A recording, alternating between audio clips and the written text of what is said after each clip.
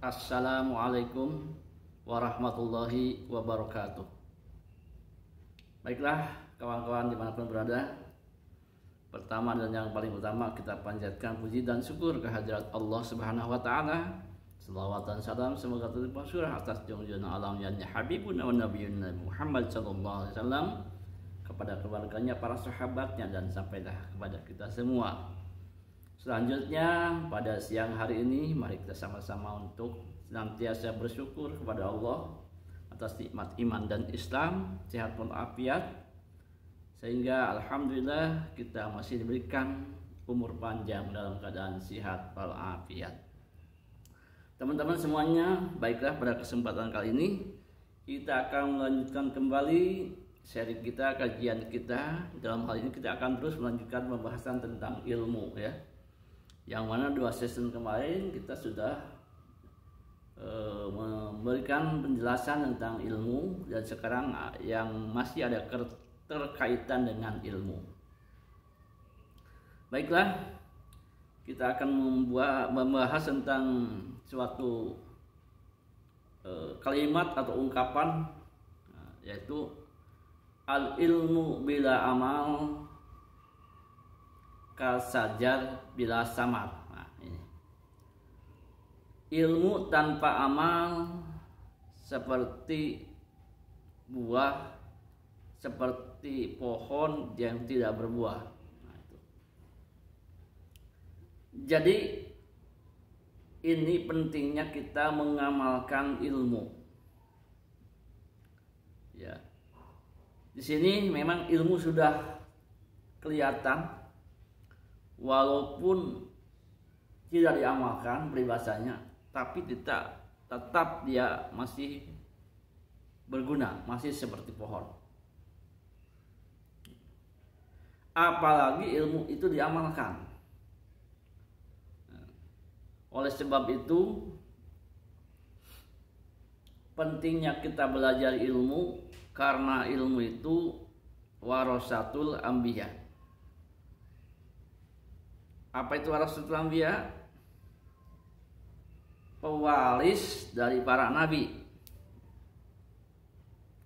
Beliau paduka baginda Rasul tidak mewariskan kepada para sahabat, para tabi'in. Tabi'in hidup setelah sahabat, ya. Para sahabat apa? Tidak mewariskan pohon kurma,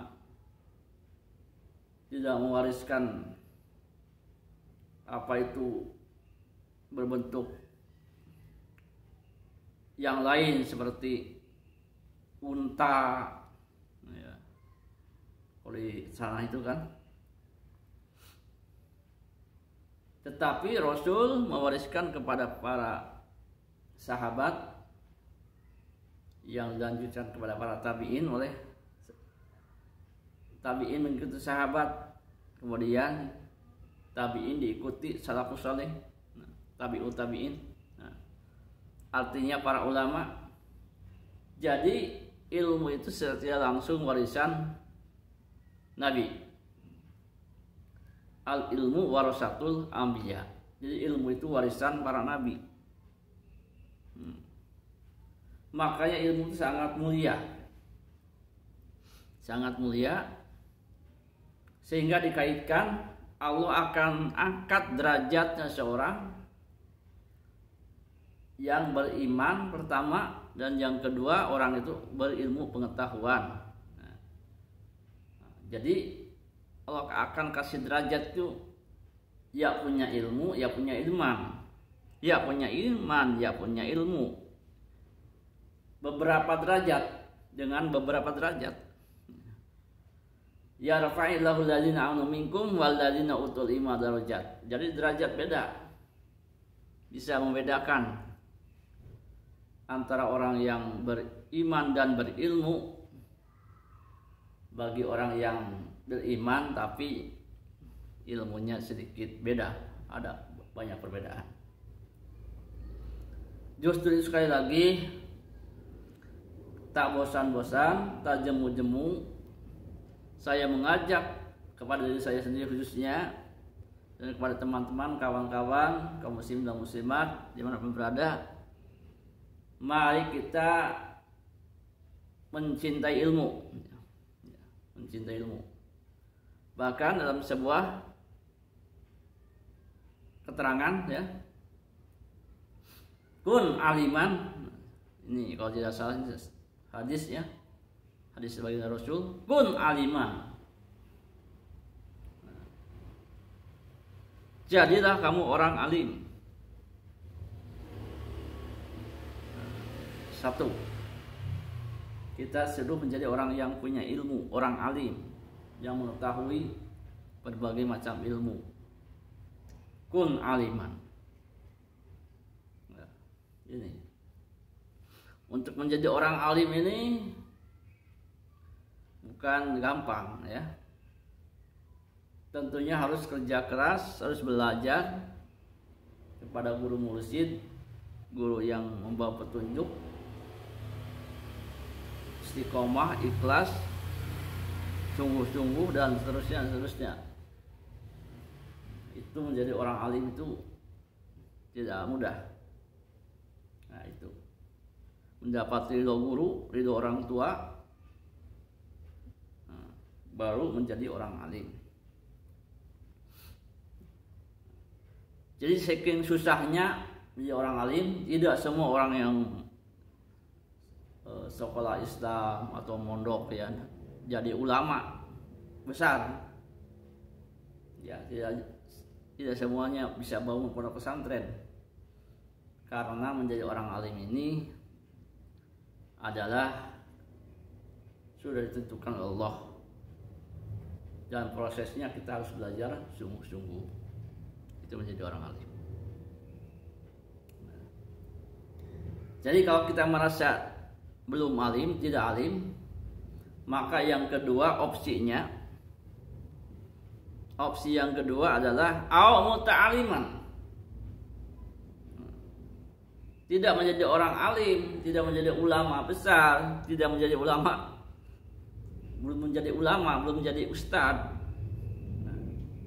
karena ilmu kita terbatas dan sedikit. Au muta'aliman, jadilah kita orang yang belajar saja, orang yang belajar, ya. Au muta'aliman. Insya Allah kalau sudah belajar, ya, sedikit banyaknya kita akan menuju alim, ya. Nah, ada peluang untuk menjadi orang alim. Jadi kalau tidak bisa alim, belajar dan terus kita belajar. Ya. Jadi belajar, bahkan dalam kitab apa tuh, kau atau apa. Nah, jadi maknanya, ya, makna hadis, ya, saya tidak sampaikan karena lupa, ya, ini kebanyakan. Ya, namanya kehidupan dunia ini. Jadi barang siapa man salaka tariqan ilal ilmi, kalau tidak salah, ya, sahalallahu tariqan ilal jannah. Jadi kalau tidak seperti itu, jadi intinya barang siapa yang menempuh atau berjalan untuk menuntut ilmu, maka Allah akan berikan jalan menuju surga. Ini seperti itulah hadisnya, mungkin salah teksnya, tapi mohon dimaafkan, dan intinya gitulah. Barang siapa menempuh jalan untuk talabul ilmi, maka Allah mudahkan jalan ke surga. Itu. Jadi muta'aliman. Jadi muta'aliman juga mungkin susah, ya, belajar, apalagi kita sudah tua, ya. Yang tua itu banyak penyakit, teman-teman, ya, yang saya rasakan. Dari mulai penyakit ya, yang sudah tua ini lemah, terutama lemah, letih, lesu, kemudian sering masuk angin. Kondisi orang tua seperti saya seperti itu, ya. Nah, mungkin jadi muta'alim seperti di pondok belajar nggak bisa. Mustami'an. Nah, Jadi yang ketiga, kita menjadi pendengar. Nah, ini cocok mungkin buat kita ya, termasuk buat saya sendiri. Kita menjadi pendengar. Umpamanya ada pengajian di masjid ya. Nah, ada orang yang muta'alim belajar mungkin datang ke sana ya. Apalagi baca kitab, mengaji kitab, belajar. Ada speakernya, pengeras suaranya. Nah, kita karena mungkin jauh atau berbagai macam halangan ya, kita lagi kurang sehat kakinya atau apalah banyak masalah, maka kita mustami'an, menjadi pendengar. Jadi suaranya kan jelas, kita simak baik-baik. Bila perlu rekam, catat. Nah itu mustami'an atau mustami'an.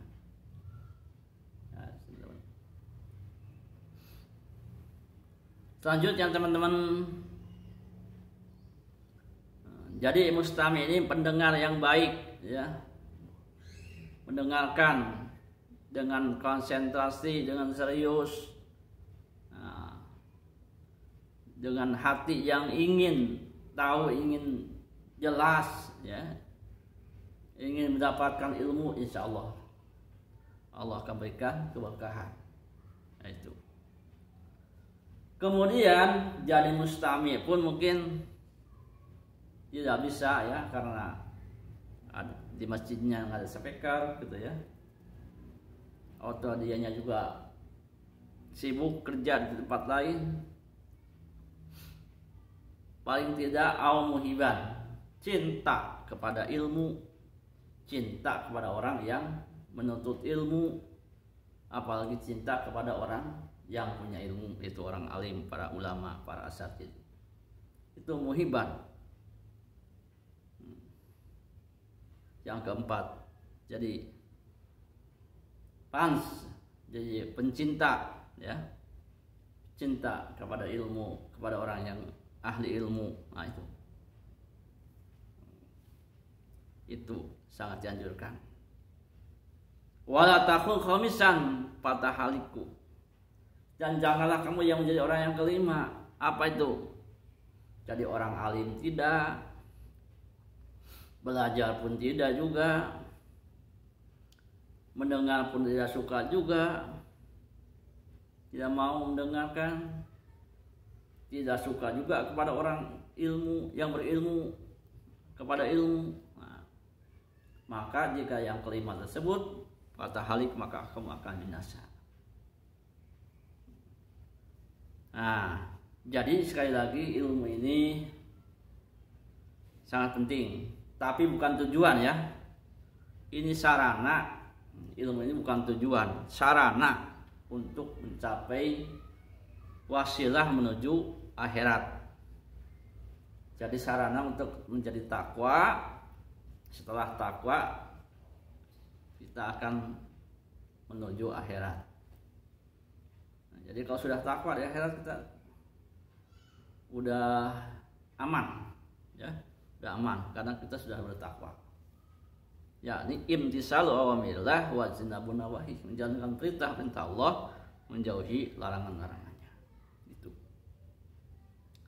Nah, jadi ilmu itu sangat penting. Makanya sekali lagi, kalau kita memang sudah tua seperti saya ya, paling tidak kita suka ya kepada orang alim, kepada orang yang belajar. Bila perlu ada anak pondok lagi pulang kampung ya, kalau ada duit, kalau ada apa, kasih bekal, kasih motivasi ya. Nah itu, mencintai orang alim. Bahkan dalam kitab Kalimah Muta'alim menjelasin ya. Jadi mencintai, ingin ilmu yang bermanfaat itu diantaranya mencintai orang alim dan keturunan-keturunannya ya. Anaknya, nah, terus pokoknya keturunan-keturunannya, maka dia akan menjadi orang alim. Entah dia sendiri, entah anaknya, entah cucunya, entah cicitnya. Yang jelas, jika seorang mencintai orang alim, suka kepada orang alim, baik itu keluarganya, cucunya atau siapanya, maka Allah akan berikan orang yang mencari tersebut, entah anaknya, entah cucunya juga menjadi orang ahli. Teman-teman dimanapun berada, jadi itu diantaranya keutamaan ilmu. Untuk saat ini pembahasannya sampai sini dulu ya, dan insya Allah akan dilanjutkan dengan session berikutnya ya. Tentunya di sana sini banyak kekurangan, yang benar datangnya dari Allah, yang salah dari kesalahan diri saya sendiri. Mohon dibukakan pintu maaf yang sebesar-besarnya. Hud masofa wada' makadar, ambillah yang baik, tinggalkan yang buruk. Wal afu minkum, wassalamualaikum warahmatullahi wabarakatuh.